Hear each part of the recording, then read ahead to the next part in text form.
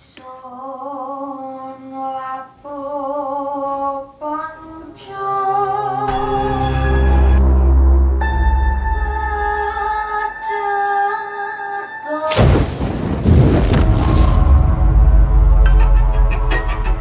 Desa itu sering disebut desa penari.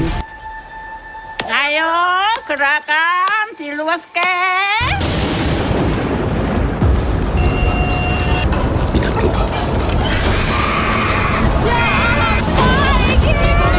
Dan jangan berhenti menari.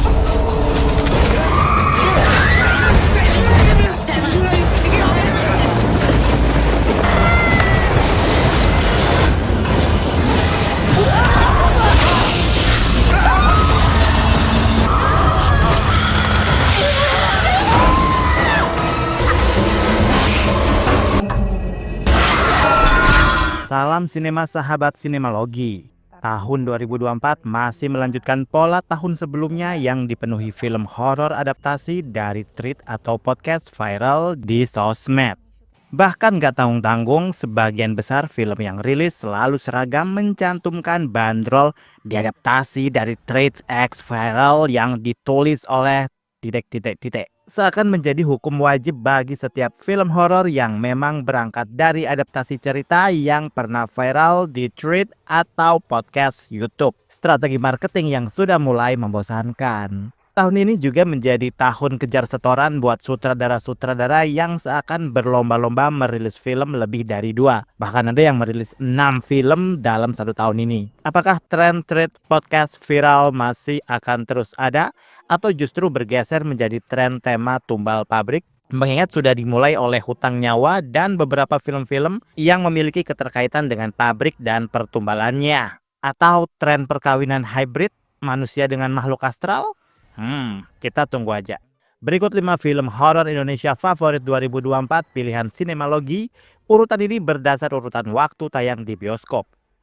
Kalian bisa membantu kami dengan klik tombol super thanks di bawah video. Kami akan sangat berterima kasih atas berapapun nominal saweran yang kami terima.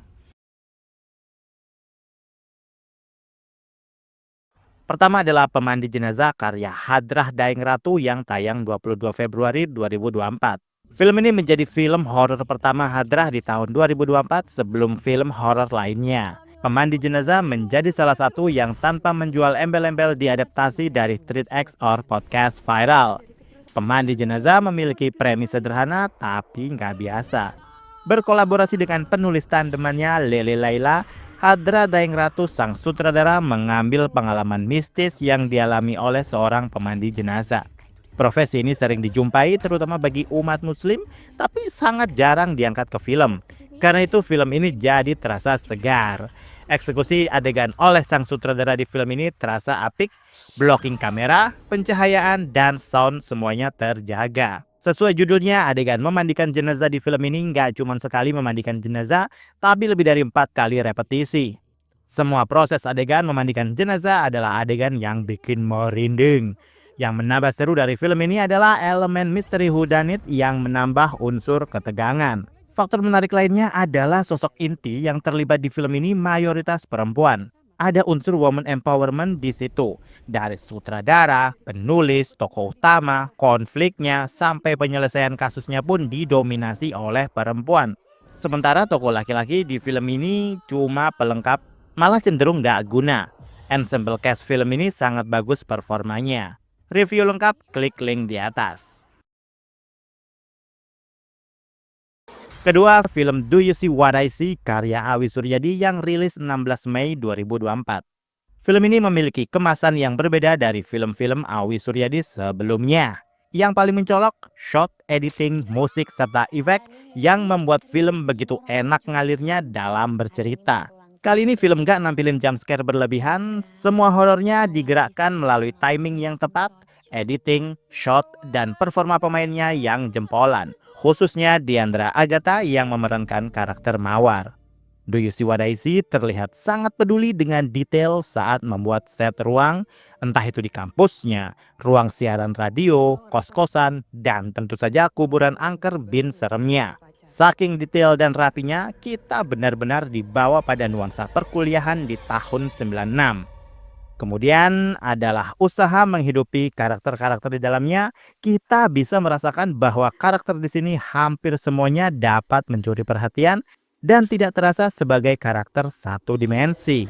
Meski nggak intinya saya selalu wanti-wanti soal jump scare yang nongolnya predictable, tapi agak kaget sih film ini saking niatnya menguatkan suasana 96, bahasan pop culture soal kematian Tupac Shakur seakan menjadi bagian dari cerita di film ini dan berhasil dieksekusi dengan baik. Film yang diadaptasi dari podcast viral Mr. Popo, Do You See What I See? Episode First Love ini banyak menggunakan first person shoot kayak di game gitulah. Sehingga efek yang didapat jadi makin berasa ngerinya. Apalagi setnya sederhana tapi bisa banget dimainin jadi serem.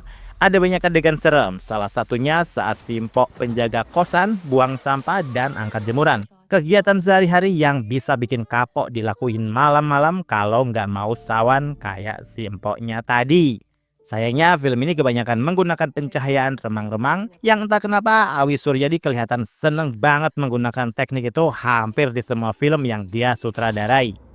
Review lengkap, klik link di atas.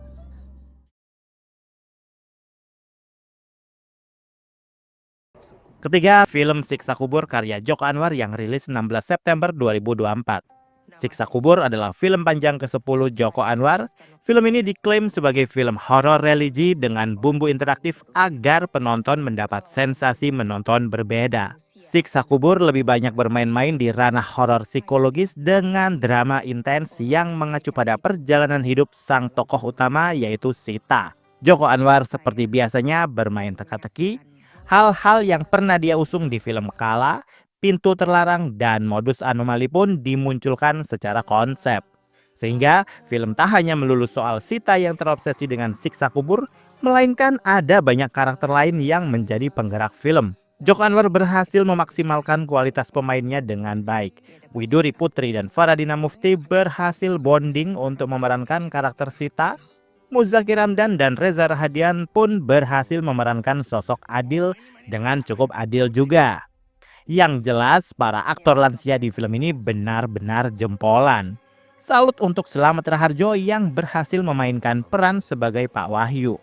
Benar-benar memaksimalkan talenta pemainnya. Film Joko Anwar selalu mengundang penontonnya untuk membongkar-bongkar segala isi perut di setiap film yang dia bikin.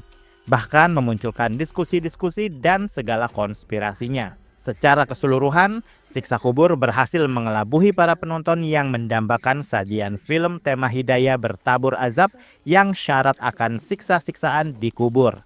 Kualitas sound yang ditampilkan di film ini pun gak main-main. Efek suara yang melengkapi gambar-gambar atmosferik membuat suasana film menjadi creepy, mencekat, dan sempit. Kita sebagai penonton seakan tidak diberi nafas. Ada banyak adegan ikonik, di antaranya di ruang laundry, kamar Wahyu, terowongan, dan lain-lain. Tentu saja puncaknya adegan pamungkas di dalam kubur. Review lengkap, klik link di atas. Keempat, film Kuasa Gelap disutradarai Bobby Prasetyo dan mulai tayang di bioskop 8 Oktober 2024. Perlu diketahui bersama, Kuasa Gelap adalah film horor pertama di Indonesia yang mengangkat ritual gereja Katolik paling detail berdasarkan kasus nyata eksorsisme. Premis dan beberapa adegan memang bukan hal baru karena horor luar negeri sudah sering menampilkannya. Tapi secara produksi, film ini termasuk baru untuk industri perfilman di Indonesia, khususnya genre horor. Selama ini kita dicekoki dengan horor eksorsisme yang melibatkan ulama atau kiai atau mbah dukun atau mereka yang memiliki kemampuan metafisika di atas rata-rata. Dan hampir semuanya memiliki pola yang sama. Kuasa Gelap memiliki jalan cerita runut, rapi, dan tidak bertele-tele, terbangun dengan apik dan memiliki kejelasan dalam bertutur. Poin plus dari Kuasa Gelap adalah mengkombinasikan semua itu dengan titik kearifan lokal yang sudah mendarah daging untuk faktor kultur mistis di Indonesia. Sempat saya kepikiran juga, jangan-jangan endingnya akan menyamai film Kodrat yang berhasil memadukan eksorsisme dengan konteks superhero hingga akhir film. Meski Kuasa Gelap juga berhasil memadukan unsur eksorsisme dengan superhero, namun pengemasannya jauh berbeda di akhir film. Ini sangat-sangat disayangkan. Sinematografi Kuasa Gelap mampu menghadirkan vibes yang creepy dan mengancam. Atmosfer yang terbangun cukup sempurna membuat film ini gak butuh jumpscare berceceran untuk menciptakan kengerian. Saya bersyukur karena kita sekarang punya literasi baru film horor lokal tema eksorsisme yang menggunakan kiblat Katolik sebagai metode eksorsismenya. Mungkin setelah ini akan memunculkan versi lain dari eksorsisme dengan metode yang lebih bervariasi. Untuk reaksi lengkapnya, klik link di atas. Kelima, film Racun Sangga, santet pemisah rumah tangga dengan sutradara Rizal Mantovani yang tayang di bioskop 12 Desember 2024. Film Racun Sangga tidak memajang bintang film kelas A, karena yang dijual film ini adalah ide klinik santet yang berasal dari culture Kalimantan. Jadi bukan lagi horor Jawa sentris. Catat, film Racun Sangga memiliki pace lamban di awal, pengembangan dan pengenalan karakter di awal film sangat pas, nggak berlebihan. Nilai plus untuk film ini adalah penggunaan bahasa lokal Banjar Kalimantan. Sehingga sebagai penonton kita diyakinkan bahwa Racun Sangga memang benar-benar khas dari luar Jawa, yaitu Kalimantan. Racun Sangga memiliki kualitas yang lebih bagus untuk urusan sound. Apalagi pas momen garuk-garuknya itu, momen-momen gatelnya itu, soundnya begitu pas dan terasa sangat menusuk kuping hingga ngerasain virtual betapa gatelnya tubuh Andi saat itu. Termasuk adegan di dapur, segala komposisi bermain di situ.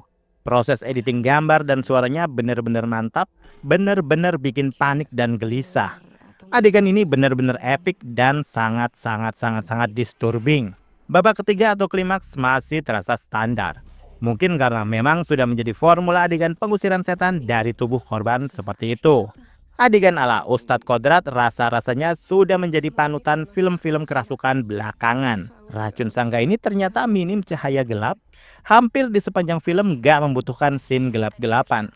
Film Racun Sangga memang tidak memasang plot twist atau kejutan di akhir. Semua penonton juga sudah tahu dari awal siapa yang menyebar santet. Karena film ini memang bukan tentang siapanya, tapi tentang dampak santet Racun Sangga itu terhadap kehidupan rumah tangga korban. Untuk reaksi lengkapnya, klik link di atas. Demikian rekomendasi 5 film horor Indonesia favorit 2024 pilihan Sinemalogi. Silakan like, komen, dan subscribe kanal ini. Cek juga akun-akun media sosial Sinemalogi. Dan jangan lupa, bersinema dahulu, berbahagia kemudian. Selamat tahun baru 2025.